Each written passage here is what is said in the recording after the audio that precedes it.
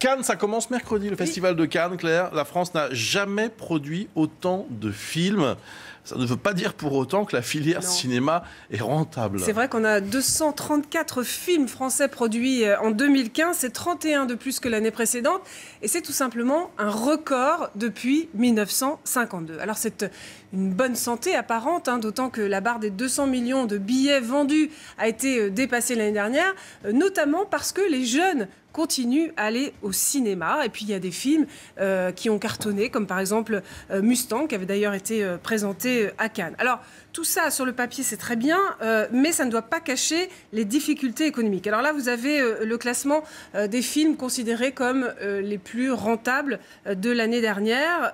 Alors c'est pas forcément le nombre d'entrées, bien évidemment, qui détermine le film le plus rentable. Il y a un savant équilibre entre le nombre d'entrées et le budget, ce qui fait que le film le plus rentable de 2015, peut-être que ça vous a échappé ou vous ne l'avez pas vu, mais c'était Les Souvenirs, comédie de Jean-Paul Rouve avec Michel Blanc. Donc un petit budget, 1 million d'entrées, ce qui explique que ce soit le plus rentable. Ben oui. Alors on n'a pas réitéré en 2015 l'exploit de 2014 avec des films comme La Famille Bélier ou Qu'est-ce qu'on a fait au bon Dieu, qui ont dépassé les 12 millions d'entrées, puisque celui qui a fait par exemple des entrées assez correctes, c'était Les Aventures d'Aladin avec Kev Adams. Bon, simplement 4,3 millions d'entrées. Donc on a une année 2015 qui est quand même en demi-teinte. Quel est le problème? D'abord, il sort trop de films, 15 par semaine depuis le début de l'année, donc trop pour répartir le gâteau, et puis pour faire exister des films, et notamment les films français en salle. Et puis, ce sont toujours les blockbusters américains